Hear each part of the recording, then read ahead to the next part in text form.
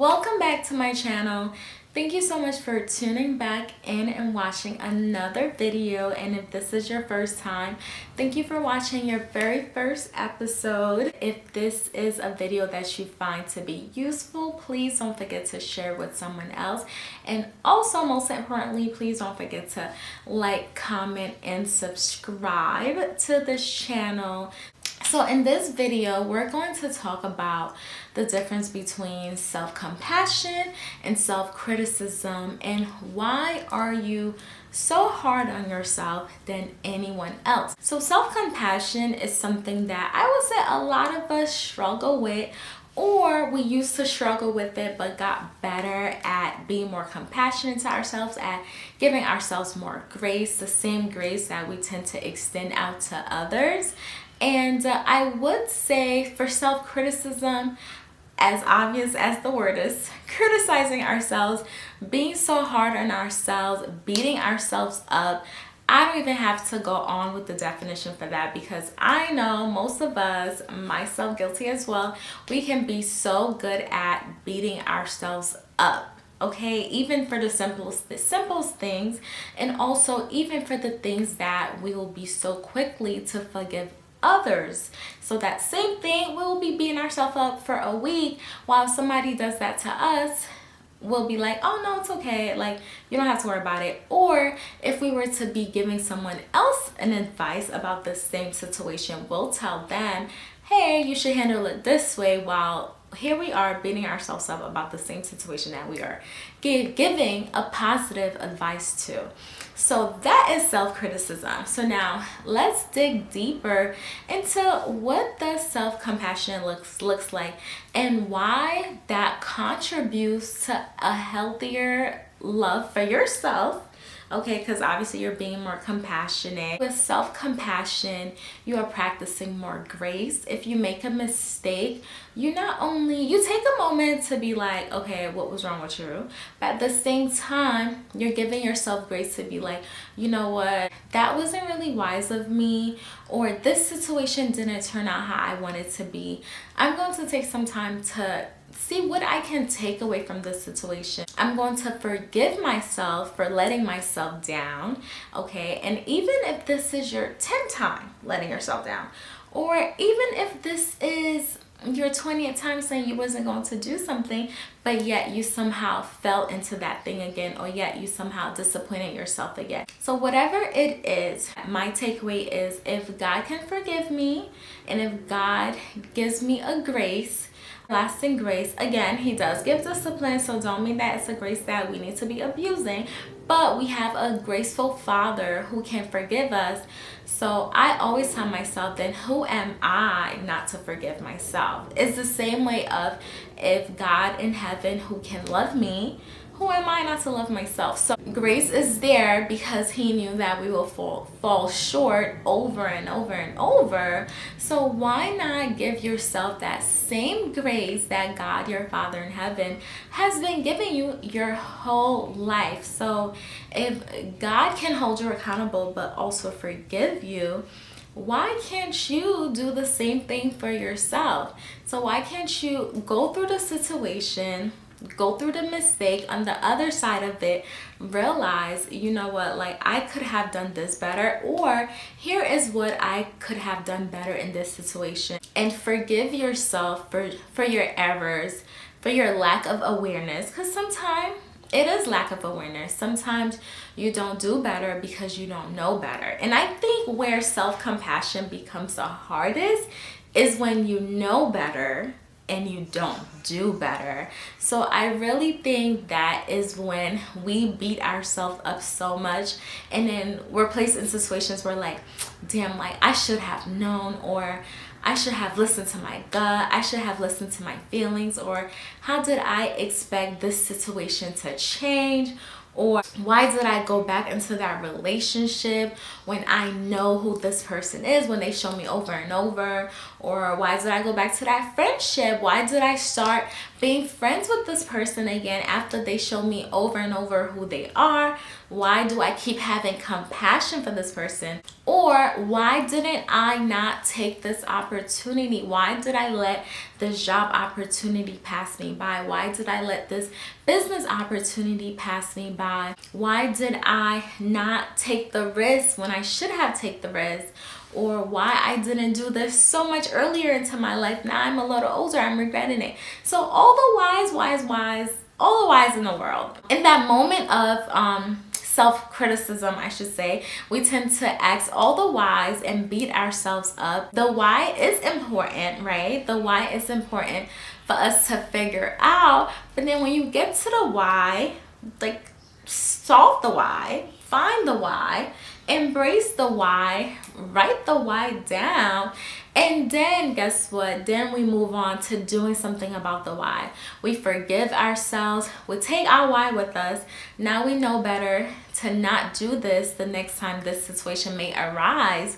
Or we have this lesson that will help us confront another situation.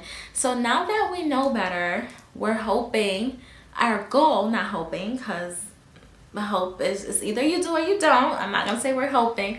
Now that we know better, our goal is to do better, and most importantly, be better. Yes, it's important to ask the why, but don't get stuck in the why. And a lot of us, when we are attempting to try self-compassion, or I would say we never leave self-criticism and come to self-compassion, is because we get stuck in the why of things, right?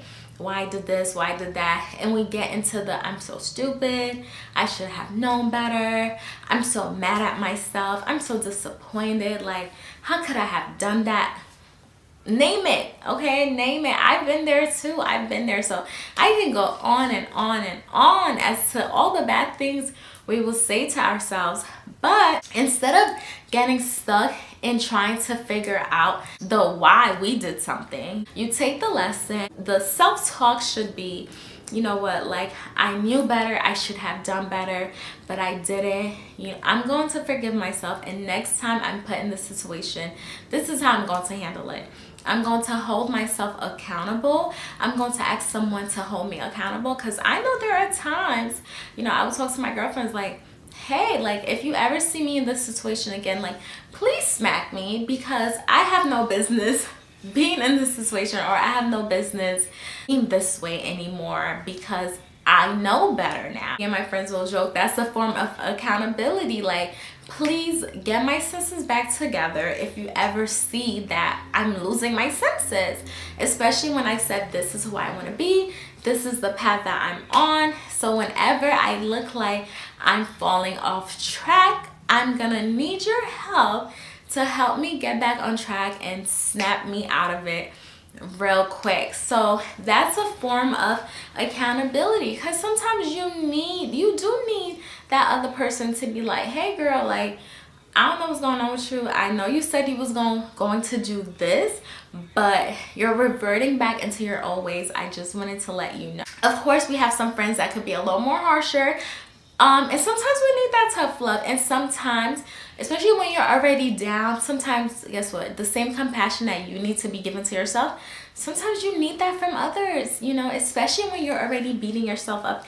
Imagine you're already beating yourself up and someone else come like, what is wrong with you? Like, you are so stupid for doing that. Like, you're just ridiculous. Like, imagine how that feels. Imagine how that feels. You feel terrible. Like, you feel even more worse because you already feel down about yourself, and now here comes someone else beating you up on top of that. It's like you already got into a car accident. This might be graphic. You got into a car accident and you're already like trying to crawl out the car, and here comes another car running you over. I wanted to put that graphic image into your head simply because that is how we can be to ourselves. Imagine your thoughts is that other car.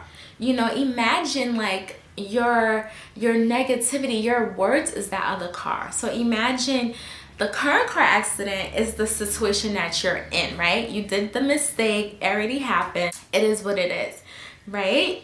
you're crawling out of it. You're getting out of the situation. You got your why, but let's say you're stuck in the why. You're on the floor. You're crawling out of the car. You're stuck in the why. And the other car that come and run you over, that's your negative thoughts. Okay, that's your negative thoughts. Those are the things that are holding you in the why. And guess what? If another car come and run you over, how can you ever get out of the situation? How can you ever crawl out the car if every time you're trying to crawl out the car, right? Every time you're trying to get out of the negative thought, get out of the cycle of self-criticism, here is yourself feeding yourself even more negative thought. Here is another car just running over. Imagine another car just running over. All right, we're gonna stop with the car accident. That might sound a little graphic, but I really wanted to give a visual image because that is how it feels to beat yourself up. And we're talking about beating ourselves up. So I really feel like that scenario was very fitting because it's the image of how whenever we're trying to get back up and like we're stuck in the why, where let's say you're not even stuck in the why, you're just stuck in the situation and the car just keep coming running over. And that's your words. Those are the negative words. Those are the negative actions that you keep doing that keeps you stuck in that cycle. And guess what? You never get out of the cycle. So the goal is to stop the negative thoughts, to stop beating yourself up, and to start embracing what you've learned from this situation, to start embracing what this situation have taught you, and to start embracing forgiving yourself. So I go back to saying this: if God can forgive you, who are you not to forgive yourself? That's what it goes back to. It goes back to not beating yourself up. It goes back to the same advice that you be giving. It's the same advice that you should be taking is be more gracious, forgive yourself, learn from this situation. You're going to do better next time. I believe in you. You're better than that. I believe that next time something like this happens, you're going to do better. I love the woman that you're becoming. I love that you could have handled this better, but guess what? The old you would have had done worse. So I love the growth. Celebrate the small growth. And it may not be like a major change, but the fact that there's even a change, celebrate the small growth. If the old you would have flipped out over something so small, but like the new you like kind of had an attitude, but you didn't all the way flip out, celebrate that. That's still a win. A win is a win, and that's still a win. So like, instead of you just beating yourself up for every little thing, as if you're supposed to be this perfect being, and no, we're not. You are an imperfect being created by a perfect God. Celebrate yourself, practice self-compassion, and learn to forgive yourself, and less self-criticism, right? We still want to learn, we still want to hold ourselves accountable, but we don't want to keep practicing self-criticism. More like self-accountability, not self-criticism. So practice self-compassion, and that is an amazing way to build a healthier self-love for you.